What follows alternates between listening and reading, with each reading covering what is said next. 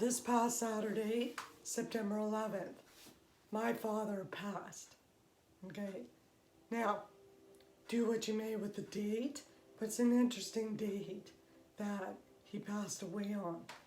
My father is a very angry person. He hasn't been happy for quite some time, right? Same with my mother. In fact, my mother is still with us, and he was 81 years old. My mother, interestingly, was always very angry and unhappy. Both of them were, and this sort of was started the whole toxic relationship between myself and them. And really, I want to keep this about fear and love, because it's really when you're in a place of fear, you can't love, right? It's two opposites, two polar opposites. So let me share the story. So anyways, my father passed. Now, because I am estranged from my family, I have 4 sisters. Neither one of them thought to call me. I had to hear it through the grapevine, right? I had to hear it from a estranged nephew who told my son, who told me. And, interestingly, the natural reaction is your father died, to be sad, to be unhappy, to be devastated. Quite honestly, this was a reaction I had for his passing, exactly what you're seeing now. Calm, just no reaction. Now, I'm not in denial. I'm not, suppressing the emotion. I don't feel angry. I don't feel, happy that he's passed. I don't feel any of that. I feel peace. In fact, I meditated that same day to speak to him, because now I'm actually happy, because when he was in the physical world, he couldn't relate to me. But now that he's in spirit, I could communicate on a whole new level. So when I was communicating with him in spirit, the words that kept coming out from him, he seems much happier, in a better place, was, I made so many mistakes. Okay? And that's what he was trying to tell me. That the biggest mistake is that he didn't nurture that relationship with me and a lot of other people. Okay? And same with my sisters. However, they're playing the family game, and they're tolerating it, putting up with stuff, sweeping shit under the rug. But for me, you don't know me that well yet. If you don't, I don't play the pretend game. I'm not good at it. Like my t-shirt says, get used to different. And by different, I mean real. Real and authentic. That's what I mean about different. So when he passed, a lot of people were saying to me, oh, I'm so sorry for your loss. And now I'm going to get a little fired up, because I'm going to talk about unconscious behavior. And that's, in my opinion, why the world is going to hell in a handbasket, because there's no truth. Truth is a high frequency. It's authentic. It's, what? You don't get much stronger than truth. Aside from truth is love. So those are all high energetic frequencies. And when you're living in fear, way down here, that is so far away from the truth, from love. Okay? So you can't be living both. You can't live in family fear and think that you're feeling love, because it's not love that you're feeling. It's conditional. Okay? So if you're living in love, that's a high frequency, you're true to yourself, then that's where happiness lives. So my sisters play the game, just like a bunch of other people. And I couldn't wait to share this with you, because although people think they're doing the kind thing by sending their condolences, and people don't know what to say when someone passes, But there's a great assumption that because it's a mother, father, sister, close family relative, that you're, sad and devastated. And the fact of the matter was, I wasn't. Because you know what? I grieved my father many years ago when I was going through my emotional healing process. So when the actual day came, you know what? It just felt like I've done this. I've been there, done that. It's more for the eyes of the people, quite frankly.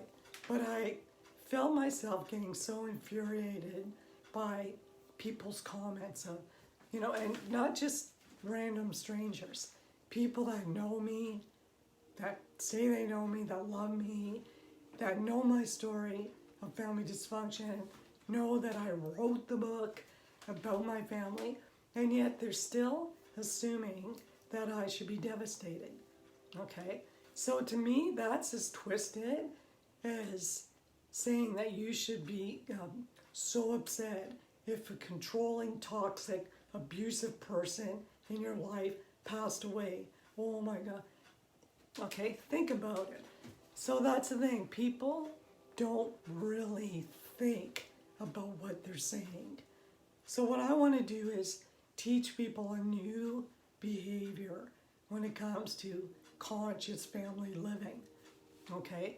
Because that's a problem with the world out there, is we're all unconscious. We're just good little robots doing whatever we're told to do. We've lost our freedom to think and express and to be. And let me tell you, now is the time to fight for that freedom more than ever. And that includes the freedom to be authentic in your family. So if you're listening and you know that somebody, and I mean there's 736 of you that are dealing with a toxic, narcissistic, egomaniac, abusive, controlling parent or family member. So someday you're going to be in the same spot that I am, and that parent or someone is going to pass, and someone's going to say, "Oh, I'm so sorry." And you're going to get pissed off because that makes you feel guilty. Like, why don't I feel bad? I'm a horrible daughter, I feel ashamed. Shame on you. Your father died and you weren't a good daughter and, whatever. So let's stop doing that for the love of God, right? So here's what I want people to start saying. If you're in this dilemma and you know of somebody that's parent is passed, was toxic and narcissistic, when you hear that somebody's passing, before you jump to grand assumptions that they had an amazing, loving relationship with them, I want you to ask them, did you have a loving relationship with your father? Were you close? And if the answer is no, then say, and you know what? Well, now you found peace, right? Or if they say yes, then you can share your condolences. Sorry to hear of your loss. But don't make the assumption that we all are feeling choked up about it. In fact, it's been a week from hell. I have two 18-year-old cats, and my special near and dear to my cat, her name is Paris. And she's been peeing on the couch, peeing on the bed, and going through a lot of stuff. And, finally I took her to the vet yesterday, and she said, "You know what, Rita, she's 18, and, you have to get prepared for the inevitable, that she's starting to show signs of kidney sickness, and, this is what happened." And let me tell you, when we started having that conversation, I got so choked up and I started crying, and she had to give me some Kleenex, and the thought of losing my little kitty is more devastating to me than the thought of the fact that my father passed.